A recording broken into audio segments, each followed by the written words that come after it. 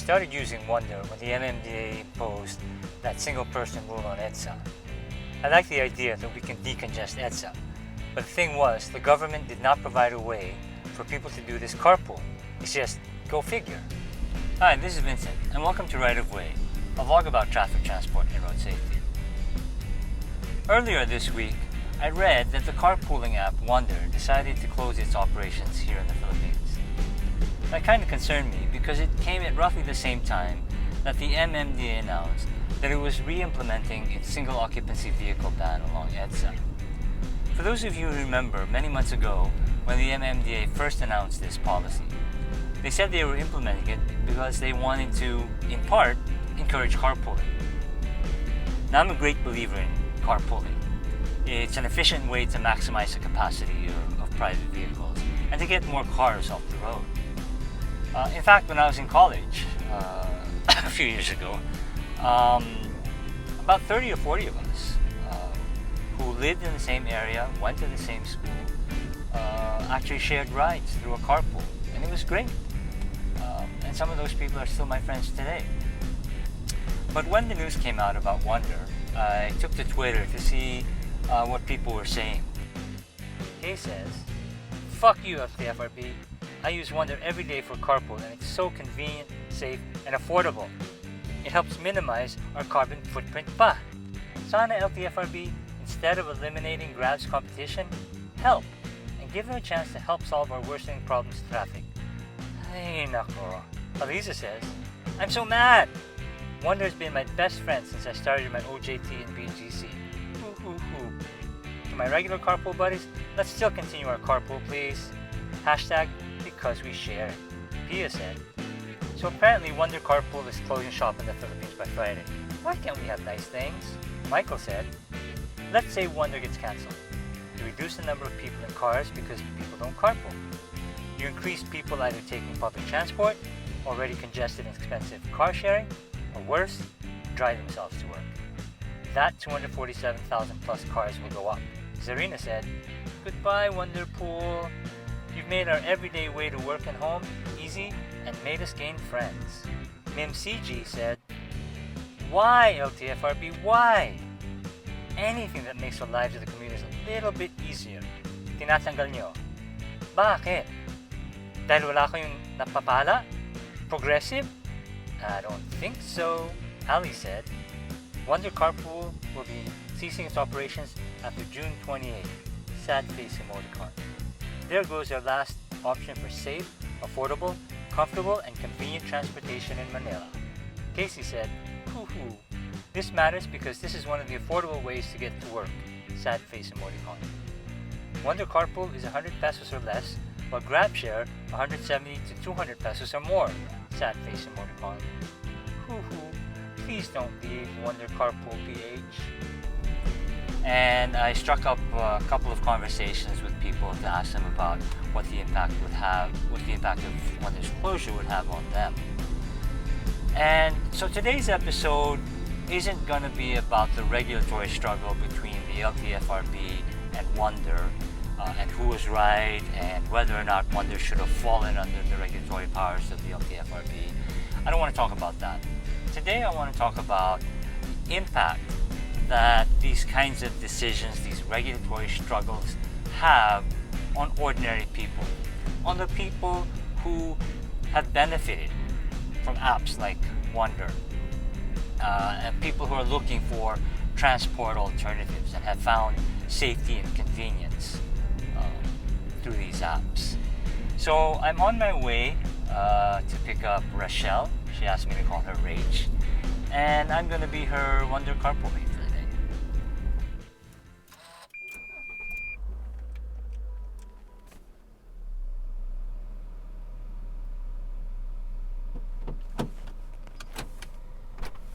Hi, good morning, Rach. Yes. Hi. Nice to meet you. Hi. I'm Vincent. Nice to meet you, Vincent. Thanks for joining us this morning. Thanks for Welcome to. Thank you. Thanks for trusting that I'm not an axe murderer. Yeah. So where are we headed? Where am I dropping you off? Kahit Makati, Ayala Triangle. Okay. Perfect. Right. Perfect. Maybe just tell us a little bit about your daily routine. Okay. I just transferred work in Makati. Mm-hmm. Yeah, I used to work in BGC. Okay. But when I was still working in BGC, I used to take Uber pool. Okay. And then when Uber disappeared, I was taking Grab share. But I noticed na pamahal ng pamahal. Even though na parang yung strategy ko was to book before 5:30 a.m. Wow, really? So that, para hindi pa ako matamaan ng surge. But even then, parang hindi na nag-work yung strategy ko, mahal pa rin siya. Parang 250 siya. Grab share yun. What? 250 one way? Yeah. Yeah. Umaabot na siya ng gano'n. So sabi ko, that's ridiculous. Wow. There was a time na yung Uber pool ko, pwede ako mag-less than 120. Okay. Yeah, so dumoble na siya ng dumoble. When did you go from Uber pool to Grab pool? To, when Uber pulled out. Which was what? Sometime last year? Yeah, Okay. parang ganun. Or maybe 2 years na nga yata eh. And so I started looking for a more affordable option. May UV Express near where you pick me up. But the last trip is until 6 and then last trip in the morning. Last trip in the morning is only until 6 kasi 3 vans lang siya. Pag mapuno na, aalis na. Okay.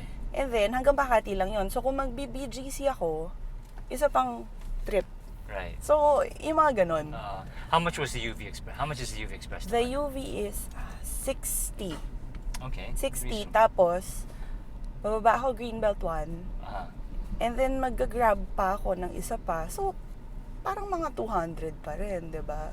So wow, so you're spending upwards around 400 pesos a day on just commuting. Pag uwi naman, UV din. So that's okay. 60 tapos 4th bus, 12 bucks, 13 bucks, so 73. So mga 300. And then when did you discover Wunder? Or maybe as the Germans say, Wunder. Wunder. Natatamaan ako ng ads on Facebook. Okay, so may mga ads sila. Yeah, and then I started hearing more and more people. I started hearing about it, ganyan. So I gave it a try. I installed the app. Siguro mga 2016. Tagal na rin. 2016, 2017, ganon. Okay. And then I found a driver who could meet me sa may 7-Eleven, where you were, at 5:30 a.m.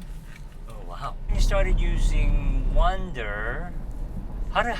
First of all, tell me how Wunder works. Because I kind of know how Grab and Uber work. How does Wunder work? So you install the app, you put in your details, kung I think yung regular trip mo. So, ang nilagay ko home to work, which is in BGC. So, Parañaque to BGC. And then, ano yung preferred time mo to leave. Okay. And then, ima-match ka niya to drivers who have roughly the same route. And then, lalagay nila na may pickup points. The app will tell you where the pickup point is. Yes. Okay. Oo. And then, you can start messaging. Parang when you request a ride, I think pag nag-accept yung driver, you can start messaging. Okay. So originally, yung driver ko to BGC, naghaggle ako eh. Parang iba yung pick-up point niya. Tapos sabi ko, pwede ba dyan sa 7-Eleven? It turns out, on the way din naman. Okay. So ayun. And then, when I experienced naman na okay siya, maingat siya mag-drive, maayos naman siyang tao. And coincidentally, friends pala yung parents namin. Okay. Oo. So parang medyo naging at ease ako na okay. Parang okay naman tong tao to, hindi mo siya axe murderer. So yeah, I just started texting him na lang. Pero sa umaga, when your schedule is more regular, once you identify a driver who's going the same way, do you still need to use the app? Ako hindi na.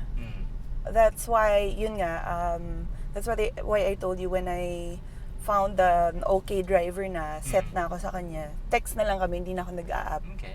Tapos, binibigay ko na lang sa kanyang cash. And so, on that part, on the cash part, can you use the app to make payment? I think so, but I've never tried. Okay. So, from the very beginning, it's just cash. Yeah, nagka-cash na lang How ako. did you decide, just between you and him, how much you were going to... Nakalagay na rin doon yung fare.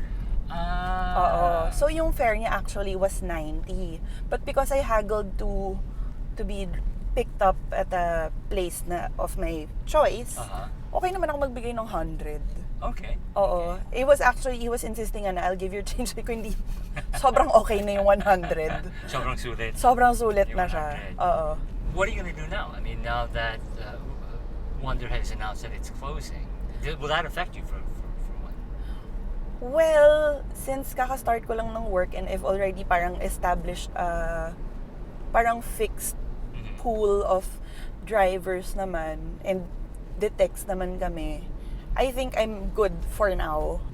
The NMDA is going to impose a single occupant vehicle ban on EDSA. Sorry. So they're really pushing through with that. Yeah, they're really pushing through with that. And their announcement came at the same time that Wunder said that they were going to close. So I said, how about the guys on EDSA, the guys who perhaps are using Wunder so that they can avoid the single occupancy vehicle ban? Right. And now Wunder's gone. Right. Because LTFRB says they can't operate unless they get a franchise. And it seems to me that these guys, whether it's the NMDA or the LTFRB, don't seem to be very sensitive to the needs of people like Cognizant. you. Yeah, diba? Cognizant of the needs of people like you who need to find alternative ways. Yeah. Oo nga eh. Parang for me, the bright side, if you may, is that sobrang connected naman tayo. So, Sabagay. there are ways. Sabagay. So, meron namang Facebook group ng Wunder. So, pwedeng I doon. visited it last diba? night. Ang active eh. Yeah. Especially after the announcement. Yeah. So, I'm sure like people are already Finding. devising ways to just keep carpooling because it's really a life changer. Was it really? It for you? is. The reason I'm very interested in this issue is because as I've done the vlog, I'm starting to understand more and more the difficulties of commuters. And it seems to me that policymakers just don't seem to get it. That they're making life just more and more difficult for commuters rather than the other way around. And do you find it to be that way? I mean, has commuting, there have been pluses and minuses, but it's still a struggle, no? It is. Sobrang ano siya, kailangan mong mag-isip kung paano ka pupunta sa isang lugar. That's really the thing, that these policymakers just seem to be, clueless about what's going on. And a friend of mine posted yesterday or the day before, I don't know if you saw that, I posted it on Twitter. He was saying that there should be a law that requires all employees of transport-related agencies, that's DOTR, NMDA, you mentioned HPG, LTFRB, that all of their employees should be prohibited from taking private vehicles. What do you think about that idea? I think it's a great idea. Ang problem lang naman is i-implement ba yan?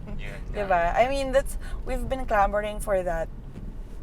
Dati pa, like even the MRT problem, diba? I remember na we challenged them na, sige nga, try mo mag-MRT para maintindihan mo what people are going through every single day.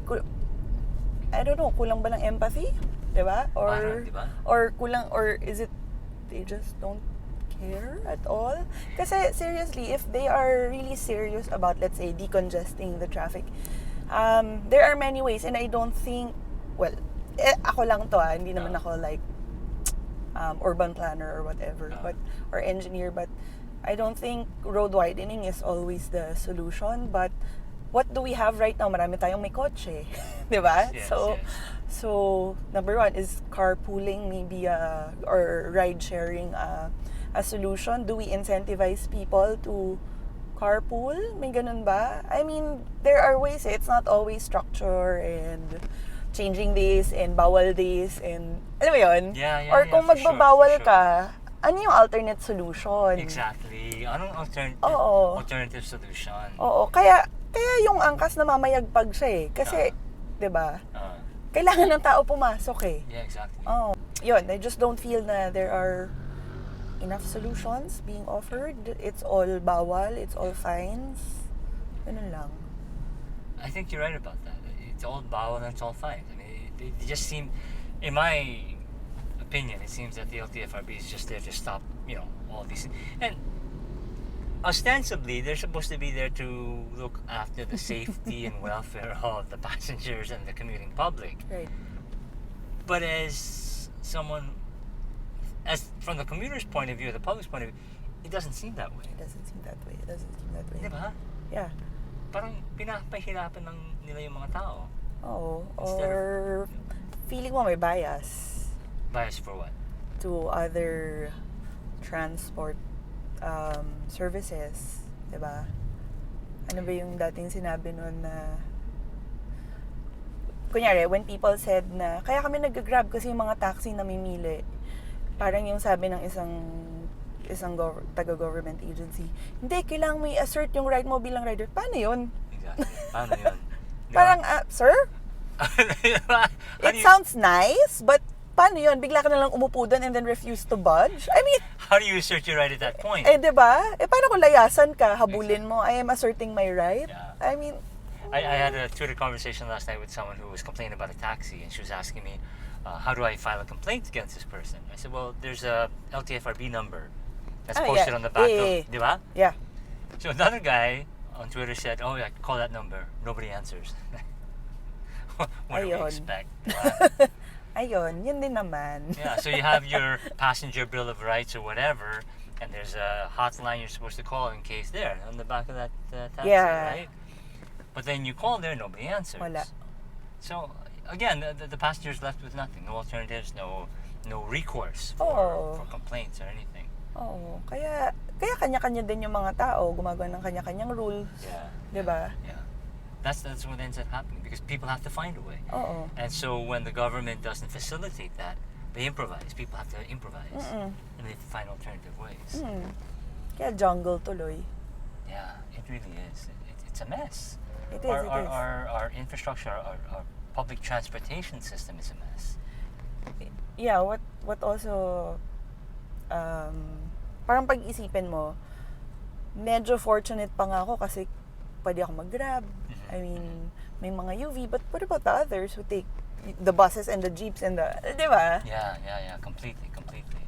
Iba pa yun eh. So, I'm sure, iba pa yung level ng challenge that they face every day. People need to hear this, and that's why I really wanted to interview you, because we need people to hear real stories of real people and the struggles that they go through on a daily basis to get to work, and then out comes an app like Wunder, which then all of a sudden provides convenience. It Right. works for you. It's within your budget. It It's fits your safe. schedule. It's safe. It's convenient. You arrive in the office with your dignity intact. You're so right about that. I mean, di ba? Parang we're not asking for much eh. Yun. That's the thing. It's not like we're asking for a luxury mode of First class transportation. mode No. of transportation. It's Just like, something safe. maayos lang. Diba? Maayos lang. Safe, convenient, reliable. Yeah. Yun lang naman eh. Affordable. That doesn't break Affordable. down in the middle of the tracks. Yeah, exactly. Yun lang naman. Simple lang ang hinihingi. And yet it seems to be so difficult to achieve that. Or where's good? That's okay. You sure? Yeah. This one's free. This one's on me. Hey! I'll be happy to pay $100. No, actually, I owe you for agreeing to join me this morning and No problem. helping me make this episode. No problem. So, Rach, it was good talking to you. Thanks again for your time. Nice meeting you. Nice meeting you, and thanks for sharing your views. And hopefully, like I said, the right people will hear this. And when I say right, people who make these Hope so. decisions. Let's see what they can do about Wunder. But going forward, you still continue with your arrangements, right? Definitely. So you're still okay. Definitely, yeah. Good for you. Yeah, I have their mobile numbers. They can't get away. Yeah. But they live in the same village? Do they live in the same village as you? Or Hindi, neighbor? magkakatabi. Okay. Magkakatabi yung villages namin Not sa bad. different village. Not bad. But they can pass through my village kasi I think they have stickers. Okay. Yes. Oh, this is yours. Can I take this off now? Yes. Thank you so much. Thanks Rachel. so much. Have a good day. You too. And good luck on your further transport adventures. Thanks. Okay, bye. Well, so there you have it. I mean, she's just one person. It's just one person's experience. But I think her experience is something that a lot of people experience. They're looking for alternatives. They're looking for transport options. And even in her opinion, she feels that the government agencies that are responsible are just making things more difficult. It's all bowel or fines. And this is something that I've been saying, but I don't commute, so I'm not directly affected. But to hear it from her, to hear it from Rach, that's the way she sees it as well. So I wish, I keep on saying it, but I really wish that the regulators, the people responsible, the people who have influence, the people who can make these kinds of decisions, really think about people like Rach and all the hundreds of thousands and millions of commuters who just want to get to their destination with their dignity intact.